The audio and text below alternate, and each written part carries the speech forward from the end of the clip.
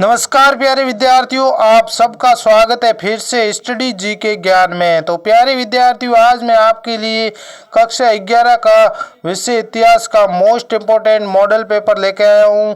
तो प्यारे विद्यार्थियों, क्लास को अंत तक जरूर देखें। मोस्ट इम्पोर्टेंट सवाल है जो सीधे आपकी परीक्षा में करेक्ट हो सकते हैं और ये सीधा मॉडल पेपर भी आ सकता है। तो प्यारे विद्यार्थियों, क्लास को अंत तक जरूर देखें, अपने दोस्तों के साथ शेयर जरूर करें और क्लास को लाइक ज़रूर करें। और प्यारे विद्यार्थियों, मैं आपके लिए आज के प्रश्न लिख के लेके आया हूं जिससे आपको सही सही सीधा उसका करेक्ट आंसर मिल जाए और सीधा सीधा आपको समझ में आ जाए। तो प्यारे विद्यार्थियों, शुरू करते हैं बिना टाइम वेस्ट किए आपका। तो प्यारे विद्यार्थियों, सबसे पहला प्रश्न हमारे सामने आ चुका है कि सबसे पहला प्रश्न है, विश्व में शहरी जीवन की शुरुआत सबसे पहले कहाँ हुई थी? तो प्यारे विद्यार्थियों, इसके ऑप्शन है चीन में, ब पोटासिया में, सब मिस्र में और द भारत में है। तो प्यारे विद्यार्थियों, इसके राइट आंसर की बात करें तो ब आपका राइट आंसर हो जाएगा मेसोपोटामिया में। विश्व में शहरी जीवन की शुरुआत सबसे पहले मेसोपोटामिया में हुई थी। अगले प्रश्न की ओर चलते हैं प्यारे विद्यार्थियों। अगला प्रश्न है, दूसरा प्रश्न है, रोम में प्रिंटिपेट की स्थापना कब हुई थी? तो प्यारे विद्यार्थियों, आपके ऑप्शन है 14वीं शताब्दी में, ब 14 पूर्वी में और स 27 ईस्वी पूर्व में और 46 ईस्वी पूर्व में। तो प्यारे विद्यार्थियों, उत्तर आपका लिखा हुआ है, आप देख सकते हो। स आपका राइट आंसर हो जाएगा जो कि है 27 ईस्वी पूर्व। और अगले प्रश्न की ओर चलते हैं प्यारे विद्यार्थियों। अगला प्रश्न है, कुरीताई क्या थी? तो प्यारे विद्यार्थियों, आपके ऑप्शन है अ मंगोलों की सैन्य टुकड़ी, ब मंगोलों की युद्ध रणनीति, स मंगोलों की संचार व्यवस्था और द मंगोल सरदारों की परिषद। तो प्यारे विद्यार्थियों, इसके राइट आंसर की बात करें तो द आपका राइट आंसर हो जाएगा जो कि है मंगोल सरदारों की परिषद थी।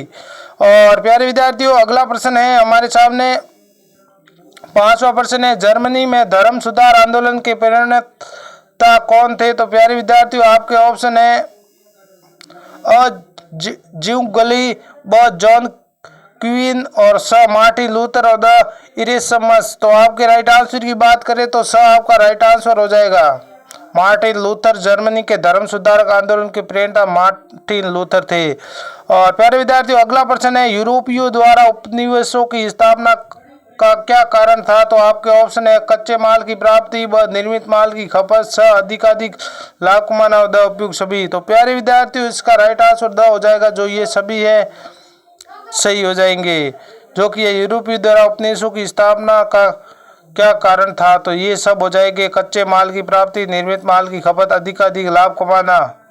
और प्यारे विद्यार्थियों, अगला प्रश्न है जो आपके इस प्रकार से आएगा, रिक्त स्थानों की पूर्ति करनी है। तो प्यारे विद्यार्थियों, रिक्त स्थान भरने से पहले आपको इसको ध्यानपूर्वक पढ़ना होगा और फिर इसके बाद उसका उत्तर आपको इस प्रकार से लिखना है। तो प्यारे विद्यार्थियों, सबसे पहला है जो कि है उरुकमारी नगरों का संबंध खाली जगह सभ्यता से है। तो किस सभ्यता से है? तो प्यारे विद्यार्थियों, ये आपका लिखा हुआ है मेसोपोटामिया से है। उरुकमारी नगरों का संबंध मेसोपोटामिया सभ्यता से है। और दूसरा है प्यारे विद्यार्थियों जो कि ओल्ड टेरामेंट खाली जगह पुस्तक का भाग है। तो आपके इस खाली जगह में आ जाएगा बाइबल। ओल्ड टेरामेंट बाइबल पुस्तक का भाग है। और अगला प्रश्न है, तीसरा है, रोम में प्रचलित चांदी के सिक्कों को खाली जगह कहा जाता है। तो प्यारे विद्यार्थी, रोम में जो प्रचलित चांदी के सिक्कों को दीनार कहा जाता है, ये आपका लिखा हुआ है कि इस खाली जगह में आपका दीनार आ जाएगा। और अगला प्रश्न है, मंगोल लोग खाली जगह समाज से संबंधित है। तो प्यारे विद्यार्थियों, इसमें यायावर आ जाएगा। मंगोल लोग यायावर समाज से संबंधित है। और अगला पांचवी खाली जगह है, सम्मतवादी समाज में सर्वोच्च स्थान खाली जगह का था। तो किसका स्थान था? तो प्यारे विद्यार्थियों, संवंतवादी समाज में सर्वोच्च स्थान राजा का था। तो यहाँ पर राजा आ जाएगा जो इस प्रकार यहाँ पर लिखा हुआ है। और छठी खाली जगह में प्यारे विद्यार्थियों, जज द्वारा किसानों से लिया जाने वाला कर खाली जगह कहलाता है। तो प्यारे विद्यार्थियों, उस कर को कहा जाता है टीथ। और अगला प्रश्न है, वर्तमान में जापान की राजधानी खाली जगह है। तो वर्तमान में जापान की खाली जगह की राजधानी टोक्यो है। प्यारे विद्यार्थियों, ये तो आप सभी को पता ही है। और तीसरा प्रश्न है प्यारे विद्यार्थियों, सही जोड़ियों को आपको देखना है ध्यानपूर्वक और उसका उचित मिलान करना है। तो प्यारे विद्यार्थी, इस प्रकार आपके दिया गया है तापमान, जेम्स कुक और कन्नावा संधि, चीन के गणतंत्र की स्थापना, जापान से शोगुन सत्ता का पतन और माइकल एंजिलो। तो इसको आपको इसमें जो सामने दिया गया है इसके सही से आपको मिलान करना है। तो प्यारे विद्यार्थियों, मिलान इस प्रकार से होगा। तो जैसे कि आपका है तस्मान है जो तसामनिया हो जाएगा, और दूसरा है जेम्स कुक से है जो कि ये न्यू साउथ वेल्स हो जाएगा। कनगावा संधि है जो 1854 ईस्वी में हो जाएगा। चीन में गणतंत्र की स्थापना प्यारे विद्यार्थी जो कि 1912 ईस्वी। जापान में शोगुन का सत्ता का पतन 1868 ईस्वी हो जाएगा। और माइकल एंजिलो खल इसमें आ जाएगा दी लास्ट जजमेंट। और प्यारे विद्यार्थियों, अगले प्रश्न की ओर चलते हैं। प्यारे विद्यार्थियों, इस प्रकार से आपको सत्य असत्य भरने हैं। तो प्यारे विद्यार्थियों देख सकते हो, आपको ध्यानपूर्वक पढ़ना है। प्यारे विद्यार्थियों, क्लास को अंत तक देखना है, फिर ही आपको समझ में आएगा पूरा मॉडल पेपर। प्यारे विद्यार्थियों, तो क्लास को मिस मत करना, नहीं तो आपका बहुत बड़ा नुकसान हो जाएगा प्यारे विद्यार्थियों, क्योंकि ये मोस्ट इंपोर्टेंट मॉडल पेपर है। तो सबसे पहले आपका सत्य असत्य में मेसोपोटामिया की सभ्यता सिंधु नदी के किनारे विकसित हुई थी। तो प्यारे विद्यार्थियों ये गलत है, असत्य आपका वाक्य हो जाएगा। और दूसरा है ऑगस्टस जूलियस सीजन का दंतक पुत्र था। तो यह आपका सत्य हो जाएगा, राइट आंसर हो जाएगा। और अगला है रोमन साम्राज्य में संयुक्त परिवार का प्रचलन था। तो प्यारे विद्यार्थियों, रोमन साम्राज्य में संयुक्त परिवार का प्रचलन नहीं था, तो यह असत्य हो जाएगा। और तीसरा है प्यारे विद्यार्थियों जो इस प्रकार दिया गया है रोमन चौथा सॉरी विद्यार्थियों, चौथा है मंगोल पश्चिमी यूरोप के मूल निवासी थे। तो आपका उत्तर हो जाएगा असत्य हो जाएगा इसका। और पांचवा याद चंगेज खान की विधि संहिता थी। तो ये असत्य हो जाएगा प्यारे विद्यार्थियों। और छठी आपके सत्य असत्य की बात करें तो साम्यवाद की प्रथा का दुर्भाव सर्वप्रथम भारत में हुआ था। तो प्यारे विद्यार्थियों ये असत्य हो जाएगा। और अगले प्रश्न की ओर चलते हैं प्यारे विद्यार्थियों। अगले प्रश्न आपको जो कि एक शब्द वाक्य में उत्तर लिखना है प्यारे विद्यार्थियों। जो इस प्रकार आपके उत्तर प्रश्न दिए गए उसके उत्तर लिखने हैं। तो प्यारे विद्यार्थियों, उत्तर में आपके लिए मोस्ट इंपोर्टेंट लिख के लाया। तो प्यारे विद्यार्थियों ध्यानपूर्वक देखना है।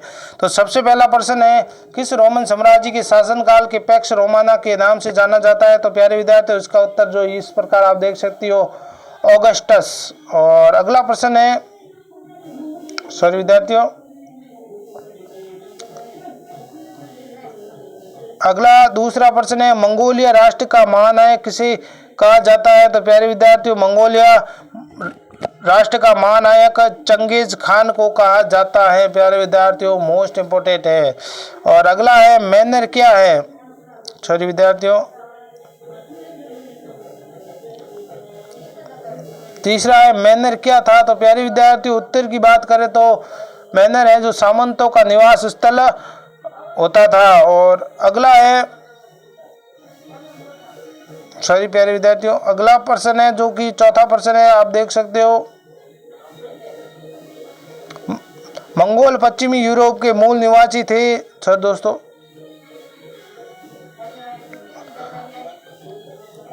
अगले चौथे प्रश्न की बात करें तो यूटोपिया के लेखक कौन थे। तो प्यारे विद्यार्थी उत्तर की बात करें तो यूटोपिया के लेखक सर थॉमस मोर थे। तो इस प्रकार आप उत्तर देख सकते हो। और पांचवा है दूरबीन का आविष्कार किसने किया था। तो प्यारे विद्यार्थी दूरबीन का आविष्कार है गैलीलियो ने किया था, मोस्ट इंपोर्टेंट है, ध्यान में रखना है। और छठा आपका है ऑस्ट्रेलिया की खोज किसने की थी। तो प्यारे विद्यार्थियों ऑस्ट्रेलिया की खोज है जो कैप्टन जेम्स ने की थी। और अगला प्रश्न है सातवां प्रश्न है, पहला अफीम युद्ध कब हुआ था। तो प्यारे विद्यार्थियों पहला अफीम युद्ध है जो 1840 ईस्वी में किया गया था। और प्यारे विद्यार्थियों अगले प्रश्न है जो आपके लघुतरात्मक में से इस प्रकार से दिए गए हैं, जो मैं आपके शॉर्ट्स लिख के लाया हूं। तो ये आपका आठवां प्रश्न है, वर्त वृत्तांत क्या है। तो प्यारे विद्यार्थियों उत्तर है समकालीन व्यक्तियों द्वारा लिखित तत्कालीन इतिहास जिसे प्रतिवर्ष लिखा जाता है वर्त वृत्तांत कहलाता है। और नवा प्रश्न है प्यारे विद्यार्थियों देख सकते हो, कुकुबकुर क्या है। तो प्यारे विद्यार्थी उत्तर है मंगोलों द्वारा हरकारात पद्धति संचार व्यवस्था के संचालन के लिए एक विशेष प्रकार का कर लगाया जाता था जिसे कबकूर के नाम से जाना जाता है। इसके अंतर्गत यावत लोग अपने पशु समूह का 10वां हिस्सा के कर के रूप में दिया करते थे। और प्यारे विद्यार्थियों 10वां प्रश्न है, सामंती व्यवस्था में सर्प कौन थे? तो प्यारे विद्यार्थियों उत्तर है, सामंती समाज के दासों को सर्प कहा जाता था। जो प्यारे विद्यार्थियों दास से जो उनको सर्प कहा जाता था, और दूसरे शब्दों में इन्हें दास समान कहा जाता था, और दूसरे शब्दों में प्यारे विद्यार्थियों समान कहा जाता था।